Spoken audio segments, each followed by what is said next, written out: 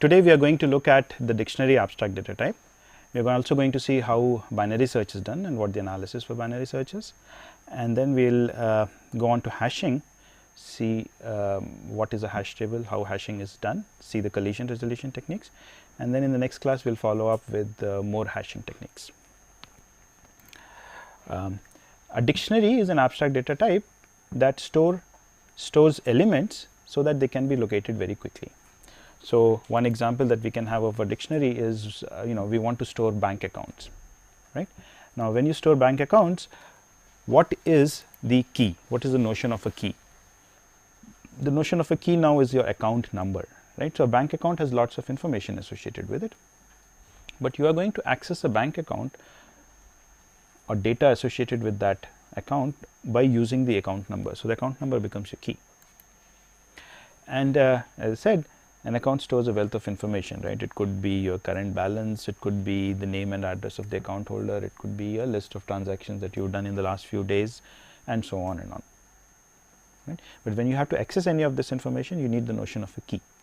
A dictionary is something that stores the elements. So, the element, when we talk of element, we will mean all this additional information, and when we talk of key, the key would be this account number, which helps us access the particular information. So, any application that wishes to operate an account or to do any kind of an operation on an account will have to provide the account number as a key. Without that, nothing is going to happen. So, it is basically an abstract model of a database. The dictionary is going to store these key element pairs, right. The key could be an account number. It need not be an account number. For instance, in the case of your suppose I had student records, then what would my key be? What would be the most natural notion of a key here? Your entry number, which is not an integer, right. You have characters in your entry number and so on, but anything that uniquely identifies a particular student or a particular account becomes the key. And one of the main operations that is supported is searching by key. What are the kind of methods that we have in a dictionary abstract data type? So, the standard container methods that we have seen for queues and stacks and so on. One is size, which tells us how many elements are there in the dictionary, is empty, whether the dictionary is empty or not, and elements, which returns to us all the elements that are there in the dictionary. Then we will have these query methods, right. So, given a particular key, find the element corresponding to this key. Now, in settings where you might have the same key associated with many different elements, and one could have such kind of settings, we will see examples of this later, then given a particular key, you want to return all elements who have that key. Yeah, you could have update methods. So, given I might want to insert an element E, which has a key k, I might want to insert that into my dictionary. I might want to remove an element with a certain key. I might want to remove all elements which have a key k, right, just what you would think as a standard thing.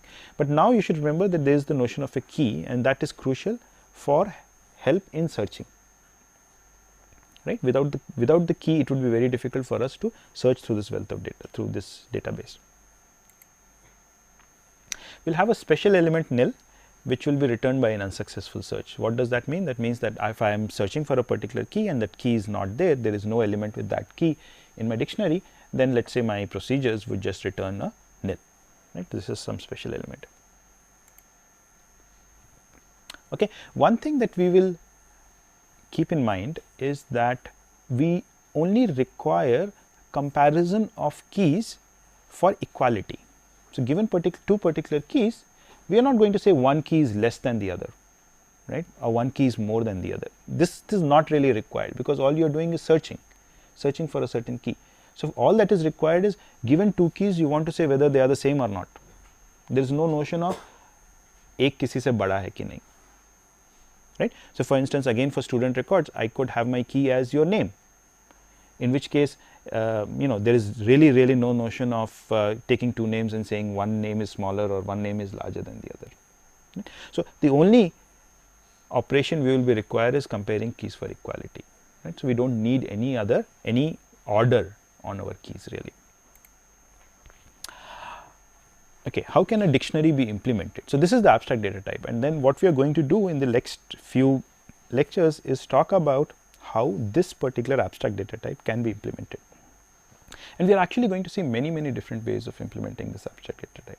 You already have seen some ways of implementing this abstract data type. You could, for instance, use an array, or you can use a linked list to implement a dictionary, right? Can everyone think of how to use a linked list to implement a dictionary? Suppose I had student records, right? How would you use a linked list to implement this dictionary?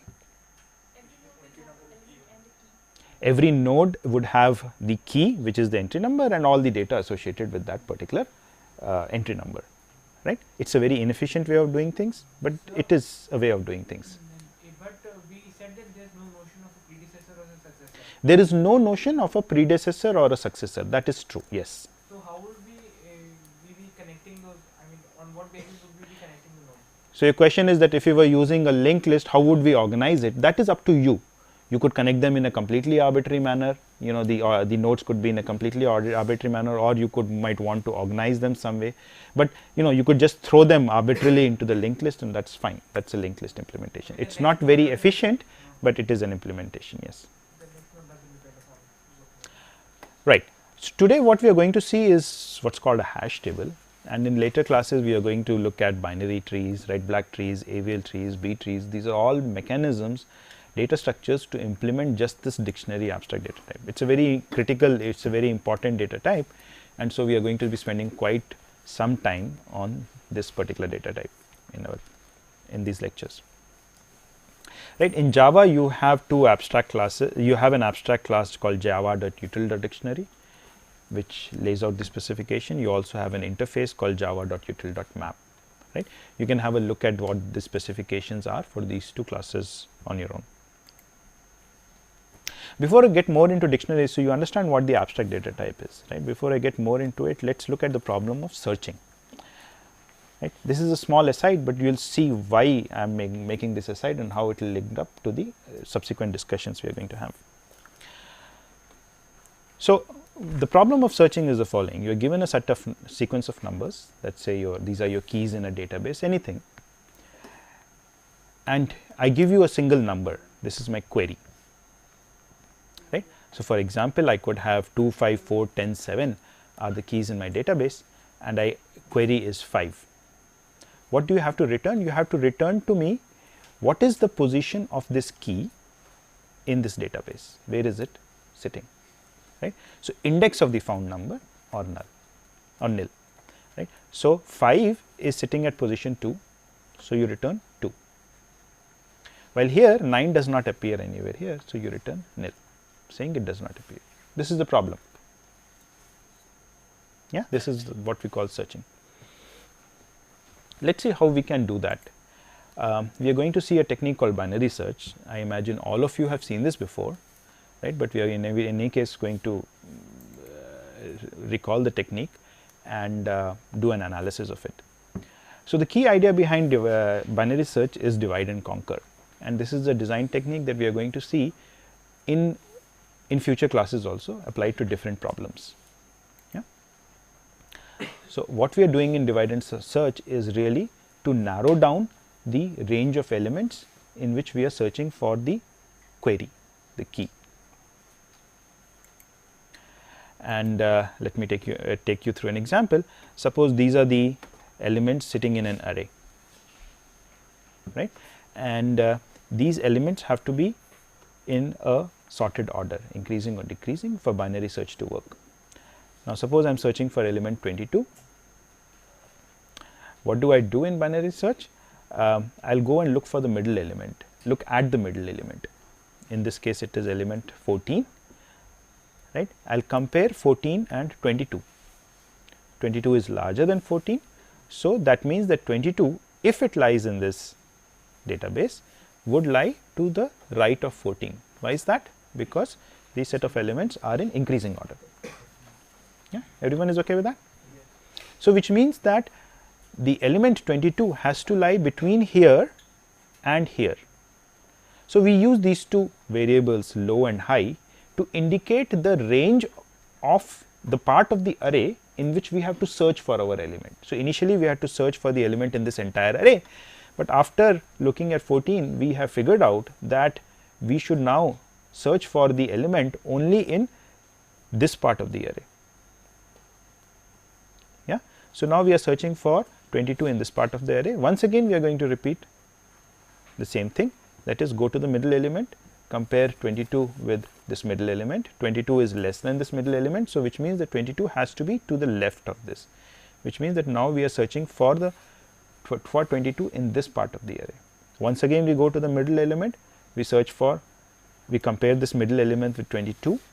22 is larger. So, if 22 is there, then it has to be in this particular location, and it is there. So, we can then say that 22 is at this location and return this information. Yeah, you have all seen binary search before, so this is nothing new perhaps.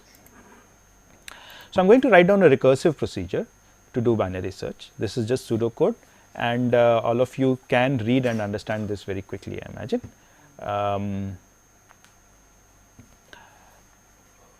What is being done? So, once again we had this notion of low and high. Low was the lower end of the range and high was the higher end of the range in which we have to search. So, the procedure call is A is the array in which you are searching, K is the element, the key which you are searching for, and low is the lower end and high is the higher end. Yeah. Now, what is the first thing? So, if low is more than high, then basically that means that you are invoking it with something wrong. So, you just return null, which says that the key is not there. Else you go to the middle element, which is obtained by taking the average of low and high, and check if the middle element is the key you are looking for. If it is the key you are looking for, then you just return. Recall that you have to return the position where you found the key. So, you will return mid. If the key you are looking for is less than the middle element, then you know that you have to search in the left part of the array. The left part of the array has a starting location low and its ending location mid minus 1. So, you are going to search in that, and this is your recursive call to that procedure.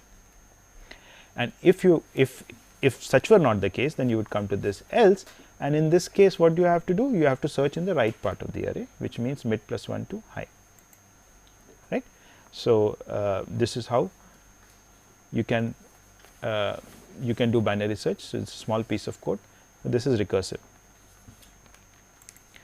You can also write an iterative procedure for this. They are exactly equivalent, but I just, so that you know how to maybe go from a recursive procedure to an iterative procedure and you understand this thing very well, I have just written down an iterative procedure also for this. Now, what is happening in our iterative procedure? The low to begin with is 1, high to begin with is n. This is elements 1 through n, let us say, in an array, and we are doing the same thing roughly, except that we are now putting it in a loop, right, and updating high and low every time, right. So, after this first step, low becomes mid plus 1 because the element was larger than the mid element. So, the element was larger than the mid element, so low becomes mid plus 1, and when the element is smaller than the mid element, then high becomes mid minus 1, and we just go through this loop till we either find the key, in which case we just return the location where we found the key, or low becomes larger than high, yeah, in which case we would just come out of this do while loop and return nil. Yeah. Everyone okay with this? Any questions at this point? So, I have just shown you how to write binary search in two different ways. You can write a recursive procedure, you can write an iterative procedure to do the same thing. How much time does binary search take? Log n base 2, right? You all know that, but why is it that it takes log n base 2 time?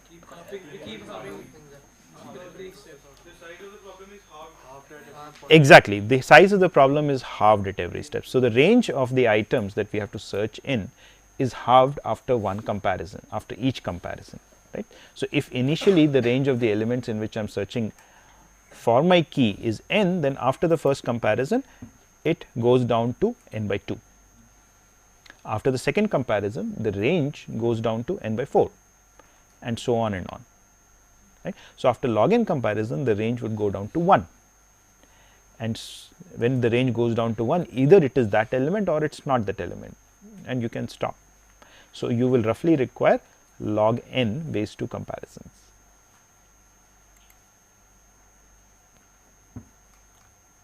Yes. Now, if you have an array implementation, that is your elements were sitting in an array, then you can go to whichever location you desire in constant time, right. So, then you can do the entire thing, each of these comparisons can be done in 1 unit of time in constant time, and so you can do the entire process in only order log n time. Yeah. When we do not write any base for a log n, we will understand in this class that it is base 2. Suppose the numbers in that array were not in sorted order. Okay. Here earlier till now we have assumed that the numbers were in increasing order. You can do binary search even if the numbers were in decreasing order, but if they were in sorted order you can do binary search. If they were not in sorted order, what can you do? Suppose you are still searching for a key k, right. There is nothing else you can do but to go through all the elements, go through the entire array one element after the other and compare your key against that. That's the only thing you can really do. Yeah. So, the worst case time then becomes order n, right, on an average also. So, if you are lucky, you might get the element initially at the beginning only of your search, but on an average you will get it, you know. So, if maybe the first time you got it at the very first position, some other element you searched, you got it at the third position.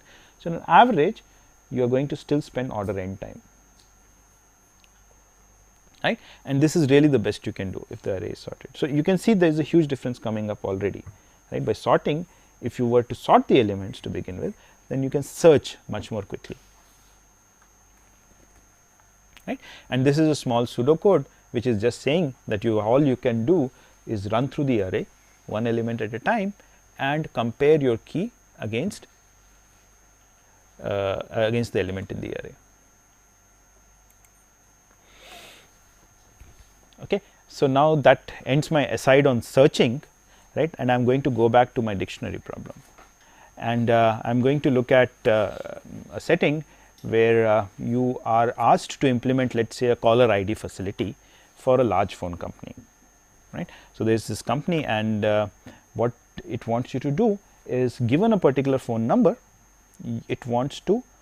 So, what happens in a caller ID facility? When a call comes in, based on the phone number, you can figure out the name of the person who is making the call. Yes. So, that is what the company wants to do. Given the phone number, you want to return the caller's name. Okay. Let us assume that our phone numbers are all 8-digit numbers, as is the case in Delhi, right. So, the range of phone numbers would be 10 to the 8 minus 1, right. That is 100 million, that is roughly 100 million phone numbers. Of course, the number of different phone numbers is much less than this, right. This is the range is 100 million, but maybe Delhi has only about a million different phone numbers, right. That is because not all numbers are present. So, there are n phone numbers, and n is much smaller than r, right. You understand the difference between r and n. R is the range, which is 100 million, because the phone numbers are 8-digit numbers, and n is the actual different number of elements in your database, and we want to do this as efficiently as possible. Everyone understands the problem? Okay. So, you can use an unordered sequence to do this. What does that mean? That means that suppose these were the phone numbers, I have not put down the 8-digit numbers, but let us say these were the phone numbers, you could just put them in a list, yeah, in any arbitrary order. And now, how much time does searching take? Order n. Does everyone understand why? Right, because you cannot do anything else but to traverse through this list, and in the worst case you might have to go through the entire list, and so it will take order n time to search for a particular phone number. So, given a particular phone number, if you have to return the name of the person, you will have to take roughly order n time to be able to do that, right. And this is an unordered list, right. So, there is no particular order. So, removing an element, So, how does one remove an element? Suppose a particular person decides to forego his connection, give up his connection, right. So, you have to remove that particular data record from this list. What would you do? You would once again search first. You will first search where it is and then you will remove it, right. So, searching and removing, since searching itself is taking order n time, so removing is also going to take at least that much time, and you can actually, once you found where the element is, then you can just do some small modification to do the entire thing in order n time. Inserting. Why does inserting take only constant time? It is an unordered list. You don't really care where you are putting the elements. You might as well put it at the very first location. Yes. So, inserting takes very little time. So, it is not clear whether this particular implementation is good for this application, but there are certain applications in which this way of doing things is fairly good. And one such application is where you have to maintain log files, right. So, when you have to maintain some kind of a log file, for instance, any kind of transactions that are happening in a database, you try to maintain log files, so that if there is any problem, you can figure out, you can revert the transaction or whatever was done.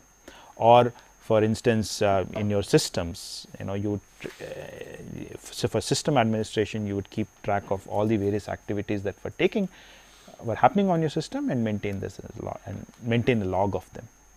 So, for log files, it is very rarely that you need to do searches or removals, but you need to add data frequently to your file, right. Every time something happens, a transaction happens, you need to add. So, insertions are very frequent, but searches and deletions are much rarer, and in that case this implementation is good, because insertion takes only constant time, right. So, you really have to see between these three operations, right, which is the operation which is being performed more frequently to decide what type of a data structure to use to implement the abstract data, the dictionary data type. You could use an ordered sequence also, in which case let us say the elements we have put them in increasing order of their key, right. Now, how much time does searching take? Log n. Log n, provided you had some kind of a direct access mechanism into this thing. So, used an array or some such thing which will let you go to whichever element you were looking for, whichever element you wanted to go to. Yeah. So, searching takes only order log n time. Inserting and removing will take order n time now, right, because if all of these were put in an array, then if I know, so since I have to insert them in, so if I have to maintain the sorted order, then I have to insert the element at a particular location. If I have to insert it at a particular location, I have to shift everything that is to the right of the element. Yeah, and so insertion will take order n time in the worst case, and similarly deletion you will have to move it back. We have seen examples of this in the previous class. So, how does inserting take order n? We have to search for the position first where we need to put the object. Right, we first have to search. So, your question is, why does inserting take order n time? So, we have to first search for where the element has to be inserted, and once we know where the position is, then recall this is an array, all the elements are put in an array, right. So, we have to move, we have to create space there. And how can we create space there? We have to move everything that is to the right of that element, we have to move it one step to the right, right. And in the worst case, we might have to move order n elements to the right. But we also take the order log n. Yeah. So, what is order n plus log n? Order n, right. So, you have to recall your big O notation. So, order n plus log n is order n. Right. So, this would make sense when you have to do a lot of searching in your dictionary, but not so many insertions and deletions from a dictionary. There is one other way which will be useful for our subsequent discussion, and that is as follows. Let us say I take an array of size 10 to the 8, right, huge array, and then what do I do? Well, Ankur had a phone number of 96358904. So, I go to location 96358904 in the array and put Ankur's name there, or whatever is the additional information associated with it, I put that in that array at that location, right. It's at that very position at that very position, which corresponds to Ankur's phone number, right. Now, all operations insert, search and delete will now take only constant time. Is that clear to everyone? Why? I just have to insert a caller ID capability. What does that mean? Given a phone number, I want to know who is the person. So, given the phone number, I just go straight into the array at that location and retrieve the name. Given a phone number, I want to, let's say, I create a new phone connection. So, I take the phone number, I go to that particular location, I put the name of the person who got that connection. Similarly, if I want to delete a particular phone connection, I just go to that particular location and I remove the element there. Yeah. So, all operations take only constant time. Great, right? But what's bad with this implementation? We are wasting a lot of space. Yes. So, it's not that you cannot do all of these operations very quickly, you can, but here space is turning out to be an issue. Right. So, now we are going to use what is called hashing. Okay. We are going to use a hash table which will let us do the things fairly quickly. I have said order 1 expected time here. It will not take too much space either, and let us see what this idea is.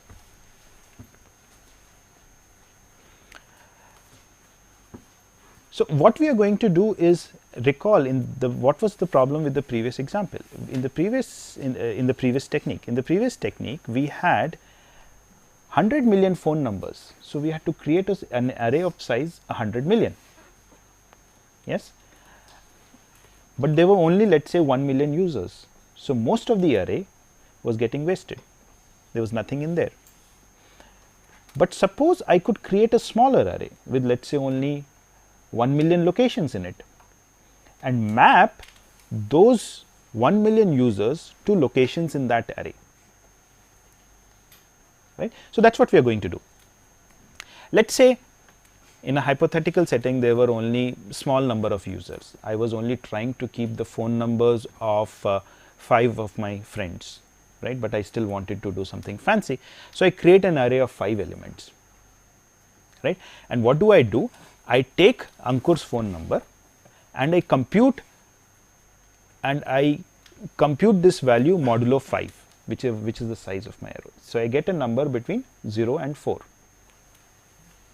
Yeah, 0, 1, 2, 3, 4. When I compute this quantity modulo 5, I get either 0, 1, 2, 3 or 4, and depending upon what I get, I put.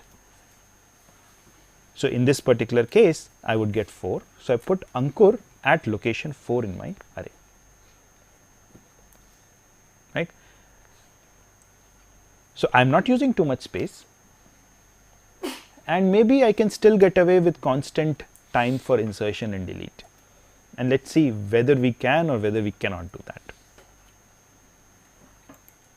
So, let me take another example just to make sure that you understand what the idea is.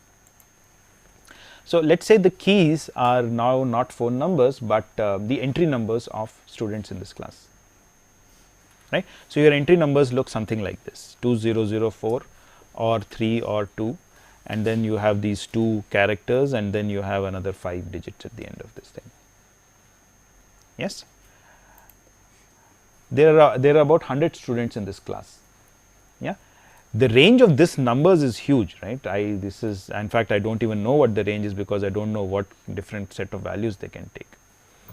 But I would like to create a table of size only about 100, because there are only 100 people in the class. Why should I spend much more space than that? And let me pick up a hash function. So, this function which I was using, which in the previous example was this modulo 5 function, is also called a hash function, right. So, I am now going to pick up a hash function which is, let us say, which does the following: takes the last 2 digits of your entry number. So, in this case 2004 CS10110 would get mapped to location 10. It just picks up the last 2 digits of the entry number.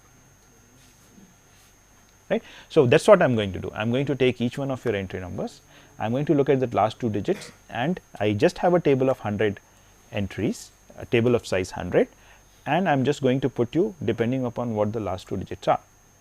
What if you flash? What if they clash? So, suppose I had another person with this entry number 2004 CS 50310. I do not know if they are there in this class, but there could be another person of this kind, right. Now, the problem is that these two are going to go to the same location number 10, right. We will come to this problem, but if this problem did not arise, then do you see that we are in a very great shape? Then you can do your insert, delete and search all in constant time, because it is very much like that array implementation that I showed you, right, except that it also does not waste all that space. Yeah. Okay. So, let us see what we can do with this problem, how we can address this problem. If two elements are getting mapped to the same location in our hash table, what is it? This is called a collision, right, and so we have to find a way of addressing this issue. So, how do we deal with two keys which map to the same spot in our hash table? So, we use a concept called chaining, right. There are many ways of addressing this issue, and today in today's class I am only going to look at the very first techniques, the simplest technique called chaining. We are going to do the following. We are going to have, this is my hash table. I am not going to put the elements in this hash table, but I am going to have a linked list starting at each of these locations, and I am going to put the elements in this linked lists in these, right. So, suppose this is my hash table had only 5 locations in it. So, maybe I was just using the hash function which was computing, which was taking the key and computing modulo 5 or some such thing, right. And so, if 2 keys were getting mapped to the same, to this location, 2 or more keys were getting mapped to this location, I will just keep adding them into this linked list. So, as you can see from this picture, it was the case that 3 keys were getting mapped to location 2 and 1 key was getting mapped to location 4, and there were no keys getting mapped to locations 1 and 3. Yeah. So, this does address the problem of collision, but what other problem does it create now? Space again.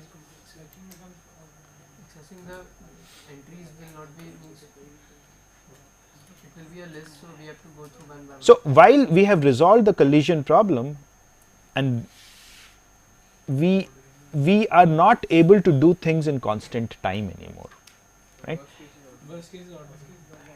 Worst case will become, in the worst case what might happen? In the worst case what might happen is that all the keys get mapped to one location in this hash table, and if all of them get mapped to the same location in the hash table, then your data structure reduces to a linked list data structure, which we know has a worst case time of order n for search, insert, search and delete. Insert is still constant time.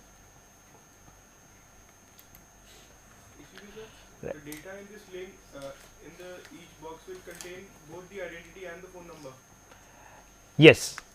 So, your question is whether each of the nodes in the linked list will contain both the identity and the phone number in the caller ID example, and yes, that will be the case. Each node will have both the phone number of the person, all data associated with the person would sit there.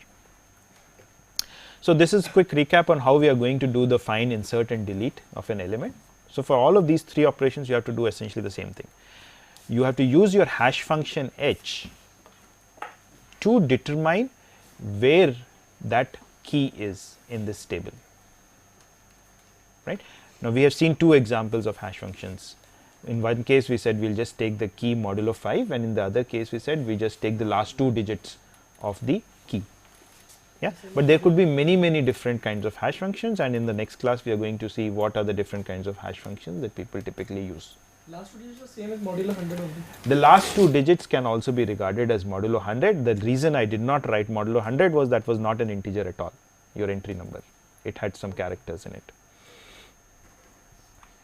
Yeah. So, you are going to use your hash function to find the position of the key in the table, and then you are going to go and, if you are doing a search or an insert or a delete, you are going to go and do that in that linked list associated with that position. Yeah. Now, there are options that you have here. you might want to maintain this list in a sorted order. You might want to keep it unordered, right. If you want to maintain it in a sorted order, then insertion is going to take more than a constant amount of time. If you want to keep it unordered, then insertion is going to take only a constant amount of time, because you can just insert it at the very beginning or at the very end of the linked list. The end will be the order in key. If you want to insert an element at the very end of the linked list, then you don't need to traverse the entire list to reach the end. You can always have another pointer which always points to the end of the linked list and use that to update. Although there is no reason why you want to insert at the end, but suppose you wanted to insert at the end, you could also do that in constant time always, right, by maintaining one pointer. So, we will have two pointers from here, one going to the front of this linked list and one going to the tail of this linked list, and use that pointer to add an element at the end of the linked list. So ordering here is in what sense? Alphabetically of the name, in any sense we can do that? You can do it in, so the ordering, if you want to keep it ordered, we are not saying that in the hash table you have to keep anything ordered. If you want to keep it ordered, you can do whichever, if there is a notion of order on your keys, you can use that notion to order the elements. So, an element with key k is stored in the slot h of k. What was h? H was the hash function, h of k is the value of the hash function. And what is this hash function doing? The hash function is mapping the universe of all keys, let us call that u, to slots of the hash table, right. So, if the hash table was of size m, so it is mapping, it is a function from u, the universe, to 0 through 1 m minus 1. We are going to assume for the rest of the discussion that the time to compute the hash function for any key, given key k, is a constant time, right, because quite often we just have to do some simple arithmetic operations to compute the value of the hash function. So, we are going to assume that it's the time taken to compute the hash function is independent of the number of elements in the table or any such thing. So the choice of the hash function is arbitrary. As far as the choice of hash functions are concerned, we are going to see in the next class what are good choices of hash functions, right. There is a lot of research done on this, and we will see what are the kinds of hash functions that people typically use. I just gave you two simple examples of hash functions, so as to motivate the concept. Okay, so what is a good hash function? This should be a good hash function.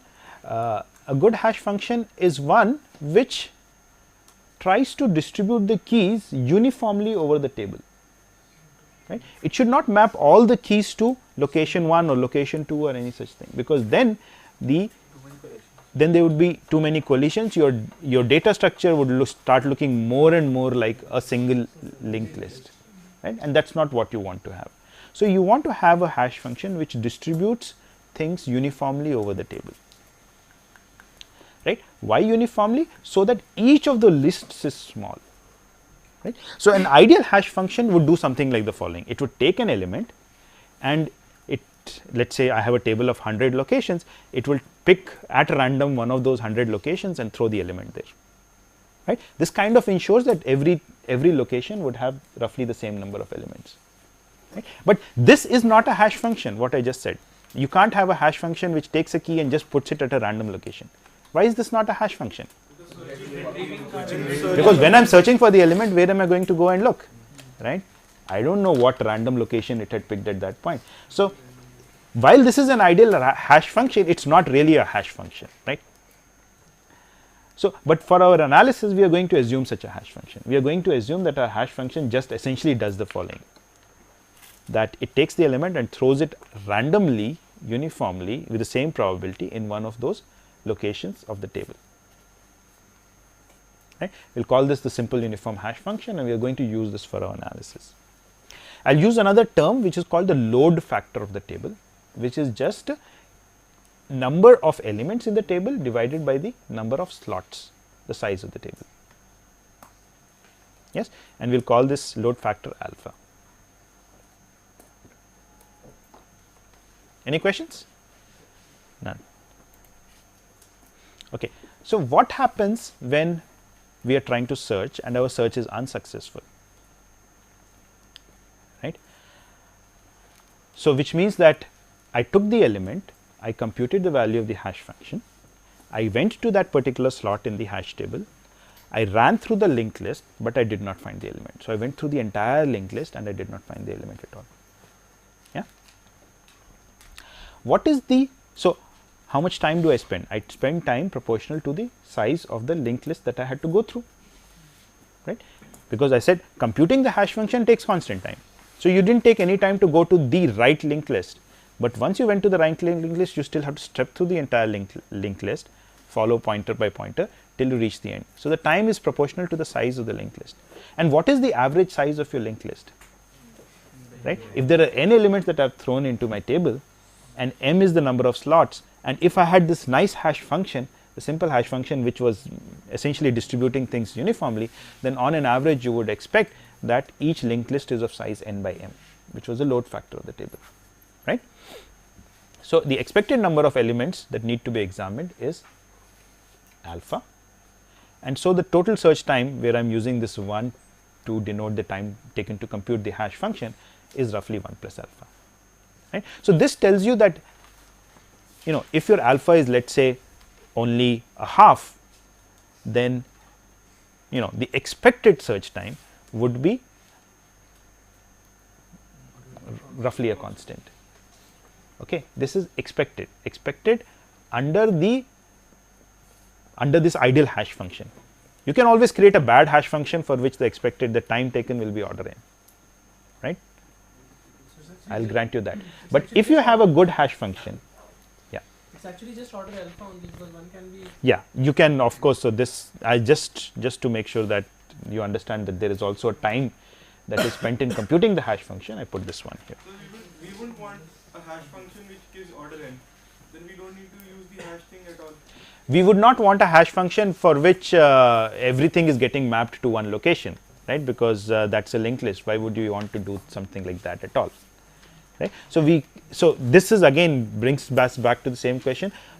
The efficiency of this data structure relies critically on the hash function you choose, right, and we will see, as I said, we will see what are good hash functions. In the next class, designing hash functions is much more of an art than a science. You have to really look at the data that you have to be able to design a good hash function around it. So do we design like general hash function, or do we design it corresponding to? When I am going to show you in your next class some principles behind hash functions, what kind of hash functions one should use, right, but there can be no theorems which say that, you know, this is the best hash function and you should always use this. What happens when we make a successful search, right? That was for an unsuccessful search, but when I make a successful search, what does that mean? I once again took the key, computed the value of the hash function, went into the appropriate linked list, and then I am now walking through that linked list, but I do not have to reach till the end of the linked list. At some point in the middle itself, I am able to find my element. Yes, right. Now, how many elements did I have to traverse in this process? The position at which it was found, exactly. But how do I know? So, what is the expected time I would take overall? By expected time I mean, you know, if I searched all the various elements that are there in the database, what is the average time I would take to search all those n elements that are there in the database, right. So, let's argue it like following. You can have many different ways of arguing it, but let's do it in the following way. So, suppose I was searching for the element which was the ith element which was inserted into my database, right. Suppose the element that I am looking for, the key that I am looking for, was inserted into the database, inserted into the hash table when there were only 9 elements, right. And so, this was the 10th element that was inserted. So, if it was the 10th element that was inserted, the expected length of the list in which it was inserted was 9 over m. That is what we argued just now. M is the number of rows in the table. Exactly, the number of slots. M is the number of slots in the hash table,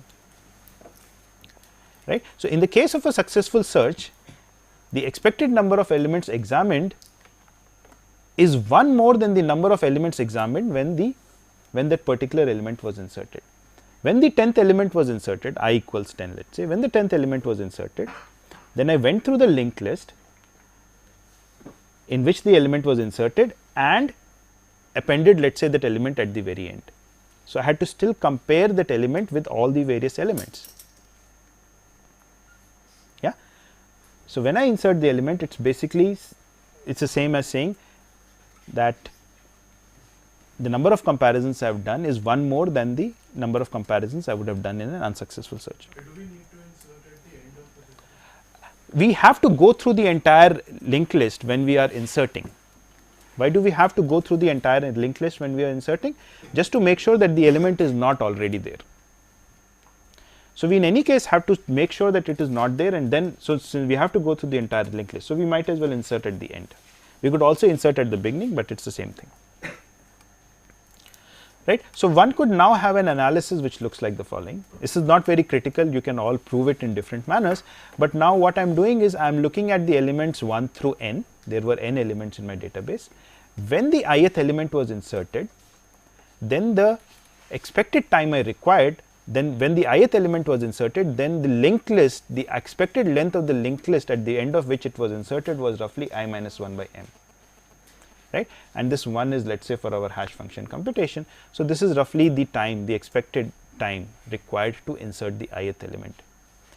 And now we are just summing this quantity up over all the n elements and taking the average, right. And if you just go through this math, you get something like this following. And if many of you could have figured this out on your own also, right, the average time would be roughly the length of the expected length of the list divided by 2. Whenever we are doing average time computations, for when I said, take a linked list and what is the average time to search for an element, you said, well, I might have to go till the end of the linked list, or I might find the element right at the beginning. On an average, I'll take about half the length of the linked list. So, you are seeing a similar kind of a behavior here. This is a very low order term, so you can just ignore that. So, what you're seeing is something like 1 plus alpha by 2. So, we don't really have to go through this math, but you can also follow it. This is more intuitive. One could just say that the average time for a successful search would be more like 1 plus alpha by 2, right. So, again it's order 1 plus alpha, right. This 2 is not important. Yeah. So, both for successful and unsuccessful search, we are taking a similar kind of a time, right. So, what should alpha be? What should be a good choice of alpha? Right. We would like to keep the size. So, recall that alpha was the load factor of the table, the number of elements in the table divided by the number of slots in the table. So, if I pick the size of the hash table to be roughly the number of elements that I am going to be inserting in the hash table, then alpha would be roughly a constant, roughly 1. Yeah. And so, all your searching, insert and delete would now take constant amount of time. In the expected sense. In the expected sense, I mean when you have this kind of an idle hash function, which you can't really have. Any questions till this point? So, what if we don't know how many elements we have to insert? Okay, what if we do not know, your question is what if we do not know how many elements we have to insert? Then what should we do? What size of our hash table should we start off with? Any suggestions on that? Pardon? Exactly. We used a concept of growable stack, right? So, the same idea is used in many of these data structures. You start with something small, and if the number of elements that you are inserting becomes so large that the sizes of the linked lists become very large, then it's perhaps time to move the entire set of elements into a larger hash table. Then you have to convert every delta with another new hash function. Right. So, either you have to compute a new hash function, or we will see how to modify these things, how you can do a small modification to the hash function so that you can now put it in the larger table. Right. So, that one should design one's hash functions keeping this in mind, that you might have to go from a smaller table to a larger table to an even larger table and so on. So, if the number of hash table slots were to be proportional to number of elements, Won't there be a space problem? If the number of hash table slots was proportional To the number of elements. to the number of elements. Won't there be a space problem? Your question is, won't there be a space problem if the number of hash table slots was proportional to the number of elements, right? So it depends upon what this big O is hiding here. What I'm saying is, let's say we pick the number of hash table slots to be equal to the number of elements, right? So there's no problem here. This hash table, suppose n was 1000 and m was also 1000. This hash table can accommodate any number of elements. It's not just that it can accommodate only 1000 elements. Why is that? Because in the linked list you can attach any number of elements that come, right? It's just that the performance of the hash table would deteriorate if you had 10,000 elements coming, because then each linked list would become of size 10 roughly, maybe more, maybe less, right? But on an average the linked list length would be 10, in which case it makes sense to maybe move to a larger hash table, right? If you know that the number of elements is only is 1000 and you create a hash table of size 10,000, right, then there is a wastage of space.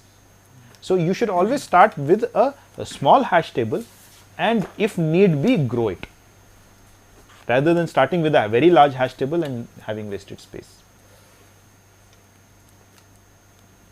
Are there any other questions? So can you explain that successful search thing again? I will end this class here at this point, and any other questions I can take offline. Right. So in today's class we saw binary search, which many of you had seen before. We also saw a little bit of hashing, and we saw what the dictionary abstract data type is. So in the next class we are going to continue with hashing, see concepts of good hash functions, and see other ways of resolving collisions. Okay.